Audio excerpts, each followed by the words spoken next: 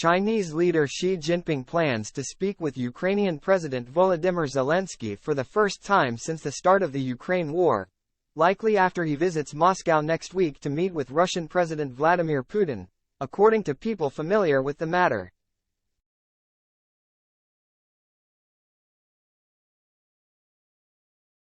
The meetings with Messrs. Putin and Zelensky, the latter of which is expected to take place virtually, reflect Beijing's effort to play a more active role in mediating an end to the war in Ukraine, some of the people said.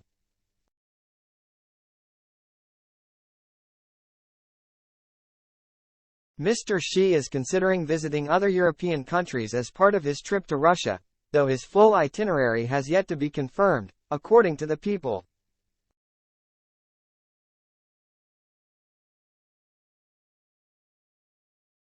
A direct conversation with Mr. Zelensky, if it happens, would mark a significant step in Beijing's efforts to play peacemaker in Ukraine, which have so far been met with skepticism in Europe.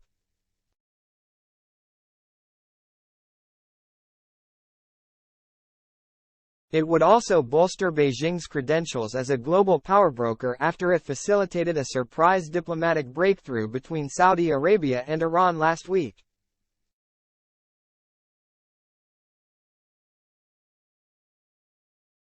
The new surge of diplomacy reflects a conviction on the part of Mr. Xi and the Communist Party that China can offer an alternative to the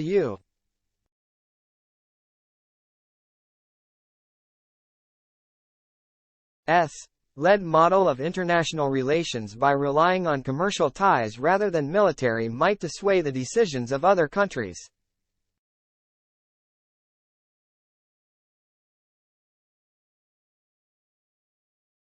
An expansion of Beijing's diplomatic clout also offers potential leverage against what Mr.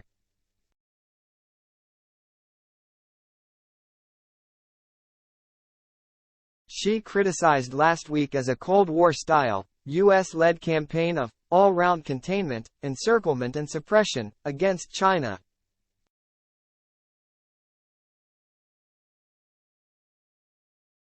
Reuters earlier reported that Mr. Xi's Moscow visit could happen as early as next week.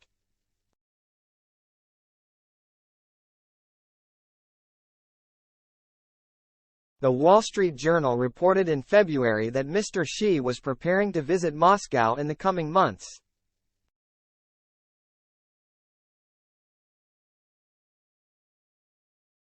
The overseas trip would mark Mr. Xi's first after he secured an unprecedented third term as China's head of state.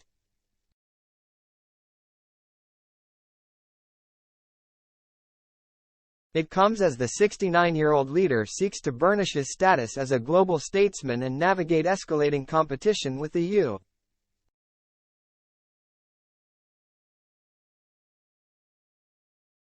U.S. and its allies. China's foreign ministry didn't immediately respond to a request for comment.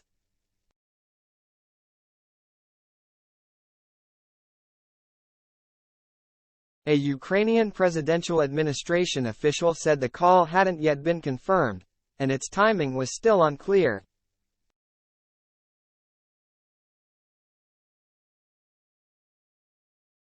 The White House said the U.S. has encouraged Mr. Xi to reach out to Mr. Zelensky to hear directly the Ukrainian perspective and not just the Russian perspective on the conflict.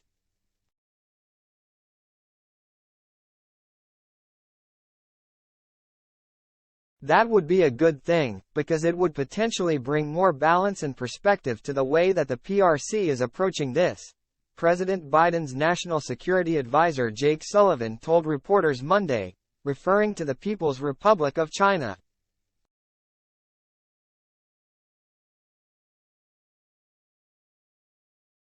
We hope it would continue to dissuade them from choosing to provide lethal assistance to Russia, which is obviously something that we have warned about.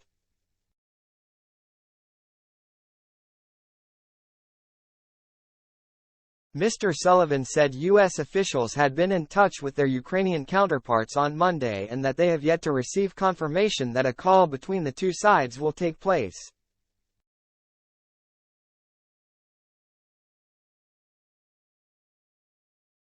Mr. Xi's travel schedule is intended in part to capitalize on momentum from the Saudi-Iran deal, signed in Beijing, which marked the end of 7 years of estrangement, according to some of the people.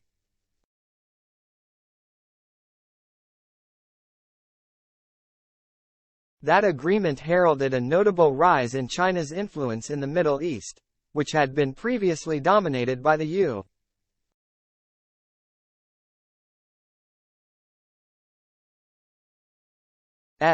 As the primary power broker. The bridge-building effort marked the first time that Beijing has intervened so directly in the Mideast's political rivalries, and was its first time successfully brokering such a deal.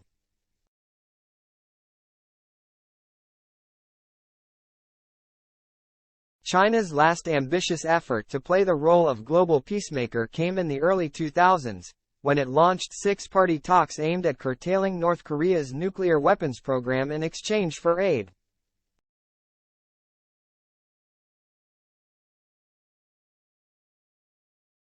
The talks, which included the U.S., failed in 2008 when North Korea withdrew despite relying heavily on economic support from Beijing.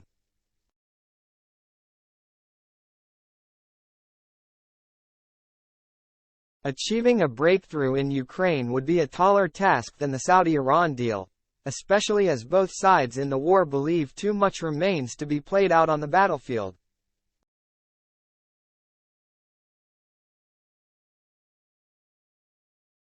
Neither has shown an inclination to stop fighting. Beijing nevertheless has an active interest in bringing an end to the conflict.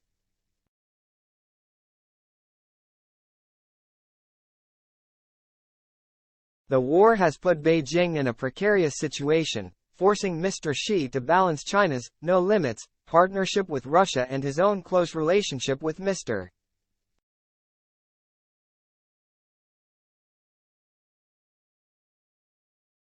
Putin against increasing distrust and tension with the U.S. and its allies. Last month, China cast itself as a neutral mediator in calling for a ceasefire and peace talks to end the war in Ukraine.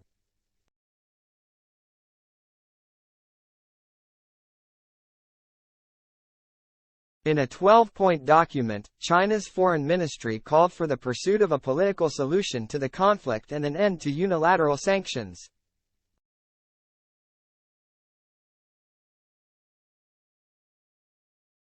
It also appeared to warn Moscow against escalating the conflict with nuclear weapons.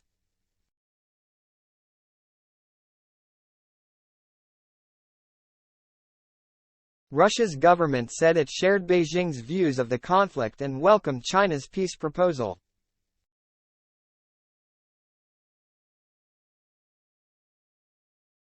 The first item in China's peace plan, which calls for respecting the sovereignty of all countries, is a bedrock of Beijing's foreign policy.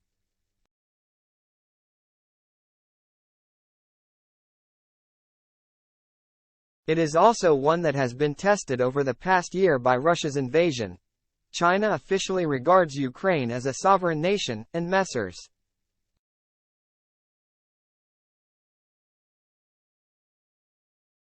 Xi and Zelensky had a phone call to mark 30 years of relations between the two nations weeks before Russian troops attacked.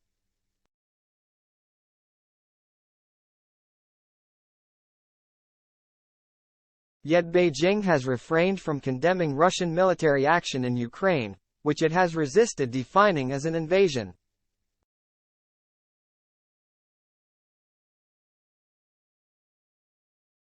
The Ukrainian administration official said Kyiv was cautiously receptive to China's possible involvement and to certain parts of Beijing's 12-point document, including clauses on territorial integrity of countries and nuclear safety guarantees, but noted the plan doesn't have a clause on the withdrawal of Russian troops from all territory occupied by Russia, a key Ukrainian criterion for any peace deal.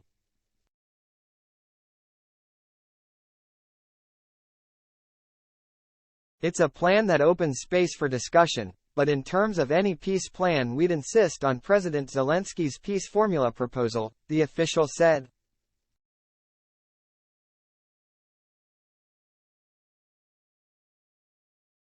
He added that Kyiv had asked on multiple occasions for a call between Mr. Zelensky and Mr.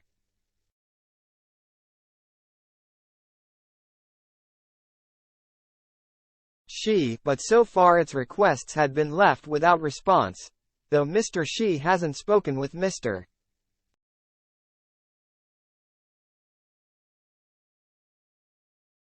Zelensky since the hostilities broke out. The Chinese leader has engaged with Mr.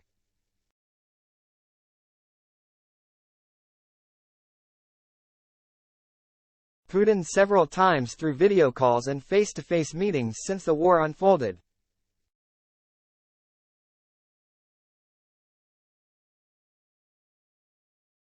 That included a meeting in Uzbekistan in September in Mr. Xi's first international trip since the pandemic.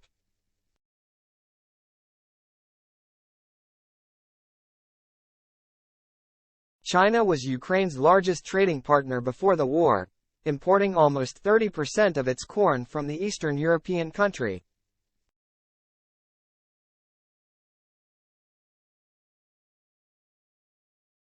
China has also invested in infrastructure projects in Ukraine, though at least one of them, a rail line connecting Kyiv's main airport to the city center, was scrapped following corruption allegations.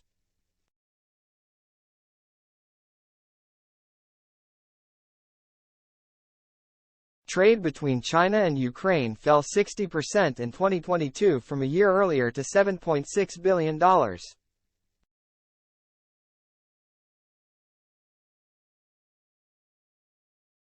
Meanwhile, trade between Moscow and Beijing rose by roughly 29% from a year earlier to $190 billion, according to official Chinese data.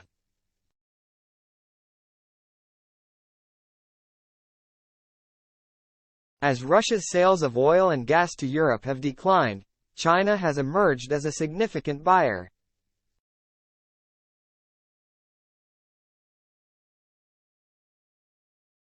Russia has also begun to increase its use of China's currency, the yuan.